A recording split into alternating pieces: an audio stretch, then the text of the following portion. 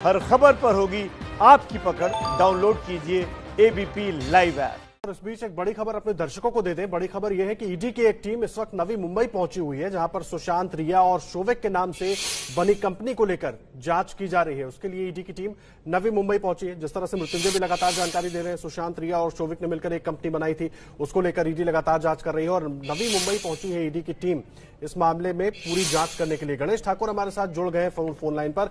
गणेश, क्या है पूरी जानकारी? ईडी की टीम नवी मुंबई में पहुंची हुई है, ताजा अपडेट वहां से क्या मिल रहा है? देखिए, सर्चेज चल रहे हैं और सिर्फ उल्लू में ही नहीं, तो इस कंपनी के जहां जहां लिंक्स हैं वहां टीम भेजी गई है छानबीन करने के लिए, क्योंकि पुलिस ईडी ये जानना चाहती है कि कंपनी सिर्फ ऑन पेपर्स थी या क्या क्या किया गया था। तो कंपनी में कोई स्टाफ था, किसके नाम पे कंपनी की जगह रजिस्टर्ड थी, वहाँ किस तरह इस कंपनी ने डील की थी, उस जगह के लिए ऑफिस कैसे खोला गया था, ये तमाम जानकारियां हैं। और जो ईडी सूत्र बता रहे हैं उसके मुताबिक इन कंपनियों की जो अब तक की पूछताछ हुई है उसमें कहीं ना कहीं पूरा चक्रवर्ती परिवार ही इन तीन कंपनियों में पूरी तरह से हावी था, ऐसा दिखाई दे रहा है। पिता के नाम पे वो फ्लैट होने की जानकारी मिल रही है। शोविक और रिया दोनों उस कंपनी में पार्टनर थे, सुशांत थे, और ज्यादातर पैसा जो लगना था, दो कंपनियां जो थी, एक तो वीएफएक्स की कंपनी थी और एक गेमिंग कंपनी पर काम चल रहा था, और एक एनजीओ तरह की कंपनी जहाँ लोगों के लिए काम करने का इनका विचार था। तो ये तीनों कंपनियों में ज्यादा निवेश जो सुशांत की तरफ से होना था।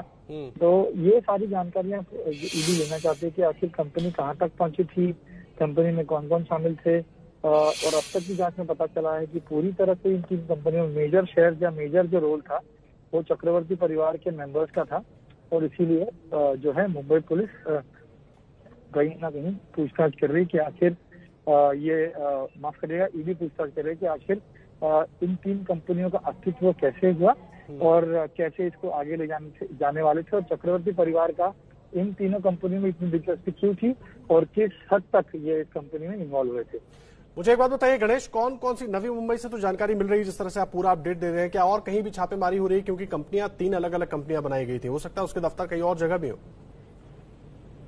जी देखिए, ईडी फिलहाल ये खुलासा नहीं कर रही है, क्योंकि बहुत ही फूक के कदम इस पूरे मामले को ईडी भी लेना चाहती है। इसलिए जब यहाँ इंट्रोगेशन चल रहा था वहां पर सर्चेज शुरू कर दिए थे, और सर्चेज में उस जगहों पर जाकर कुछ डॉक्यूमेंट्स मिलते हैं क्या, कंपनी के बारे में और क्या जानकारी मिलती है, देखने की कोशिश चल रही है। वहीं सीए से भी पूछताछ चल रही है, सीए की तरफ भी एक टीम गई है, ऐसा पता चल रहा है। कुछ और डॉक्यूमेंट्स उनसे लेने की कोशिश ईडी के अधिकारी कर रहे हैं। तो तमाम अलग अलग जगहों पर, अलग अलग दिशाओं में जहां जहां इन तीन कंपनीज के तार जुड़ते हैं, वहां अलग अलग टीम जाके पूछताछ कर रही है। और एक वास्ट इन्वेस्टिगेशन का कैनवस बनाया गया है, जिसके जरिए मल्टीपल इंफॉर्मेशन मिलेंगी और इसी के आधार पे इंट्रोगेशन किया जाएगा इन तमाम लोगों के खिलाफ जिन पर ईसीआईआर में ईडी ने आरोपी बनाया है। जी गणेश, बहुत धन्यवाद आपका इस तमाम जानकारी के लिए। फिर आपसे लगातार आगे भी अपडेट लेते रहेंगे, आप नजर बनाकर रखिए। गणेश ठाकुर पूरी जानकारी दे रहे थे। तो नवी मुंबई पहुंची है ईडी की टीम, जहां पर रिया, सुशांत, शोविक ने मिलकर जो कंपनी बनाई थी उसका दफ्तर बताया जा रहा है, और उस दफ्तर में ही जांच करने के लिए पहुंची। और एक बार फिर मुंबई में ईडी ऑफिस का रुख करते हैं, जहां पर मृत्युंजय लगातार हमारे साथ जुड़े हुए हैं। मृत्युंजय, एक तरफ रिया से पूछताछ हो रही है, दूसरी तरफ जो दफ्तर था उनकी कंपनी का, वहां पर ईडी की टीम पहुंची है छानबीन करने के लिए। तो क्या लग रहा है, अभी पूछताछ और लंबी होगी और कुछ अगर वहां से मिलता है तो उस पर भी सवाल होंगे?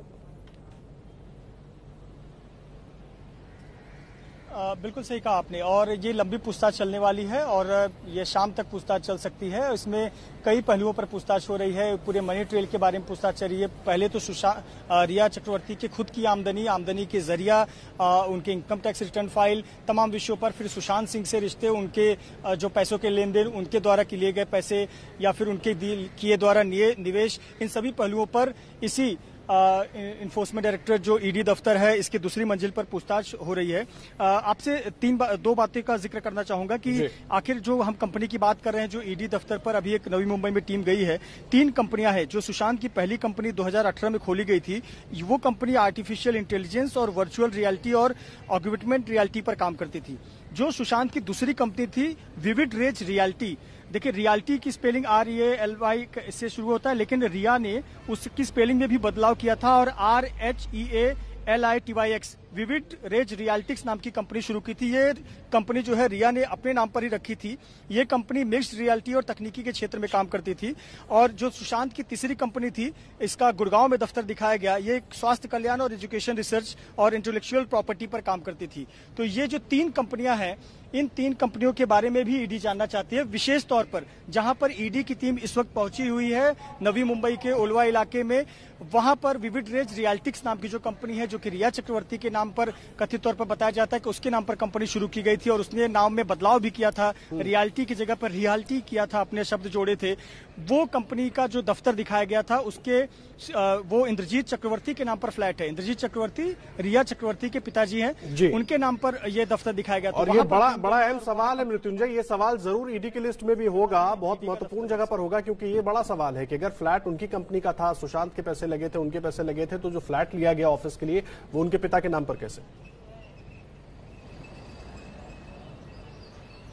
बिल्कुल, ये अब यही सवाल है। और कहीं ना कहीं देखिए, इसमें आरोप आ जाते हैं सुशांत के परिवारों का। सुशांत के परिवार के सदस्यों का जो आरोप है कि रिया ने पूरी तरह से सुशांत को अपने कब्जे में कर लिया था, कंपनियों में निवेश कराए जा रहे थे। तो कहीं न कहीं इस बात को बल मिलता है कि जो कंपनी खोली गई, उसका जो दफ्तर है वो एक फ्लैट दिखाया गया और वो फ्लैट के मालिक इंद्रजीत चक्रवर्ती हैं, जो कि नवी मुंबई में उनका फ्लैट है। तो कहीं न कहीं परिवार के आरोपों को बल मिलता है। हालांकि ये जांच का विषय है और यही जांच ईडी करना चाहती है कि वाकई में जो कंपनी खोली गई थी, इसमें रिया चक्रवर्ती का ज्यादा इसमें पदभार था और को डायरेक्टर के रूप में सुशांत थे और शोभिक चक्रवर्ती थे। तो आखिरकार इसका मकसद क्या था? क्या इस कंपनी को तो खोला गया, लेकिन इसमें निवेश की क्या तैयारियां थी, किसने निवेश किया था, योजना क्या थी आगे इस कंपनी को बढ़ाने की, और तमाम जो पैसे के लेन देन थे उस बारे में भी ये जानकारी ईडी हासिल करना चाहती। तो ये जो विषय है, इसकी जानकारी सीए का जो बयान दर्ज हुआ था ईडी दफ्तर में कुछ दिनों पहले, सीए के आधार पर, बयान के आधार पर पहले से तैयार कर लिया गया था और वही सवाल जवाब रिया से किए जा रहे हैं।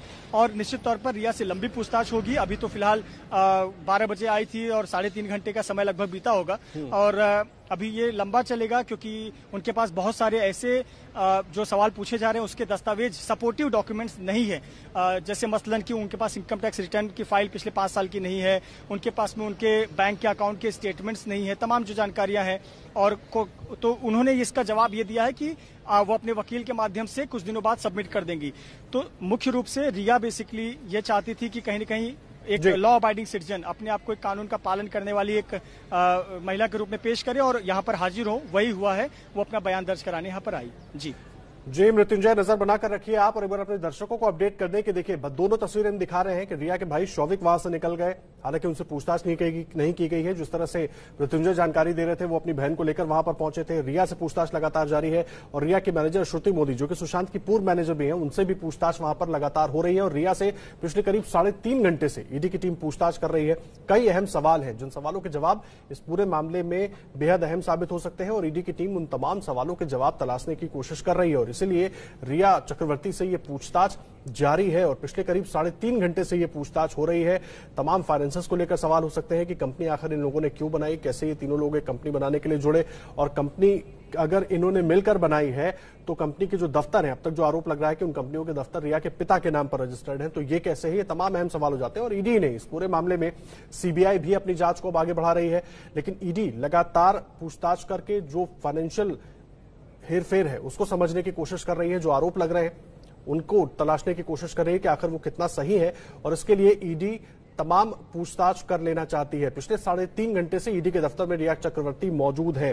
12 बजे के आसपास 11:50 पर ईडी के दफ्तर पहुंची थी रिया चक्रवर्ती। उनको 12 बजे बुलाया गया था पूछताछ के लिए। हालांकि पहले उनकी तरफ से कोशिश की गई थी कि ये पूछताछ टल जाए, लेकिन ईडी का कड़ा रुख देखकर वो पूछताछ के लिए पहुंची है। पिछले करीब 3.5 घंटे से ये पूछताछ लगातार जारी।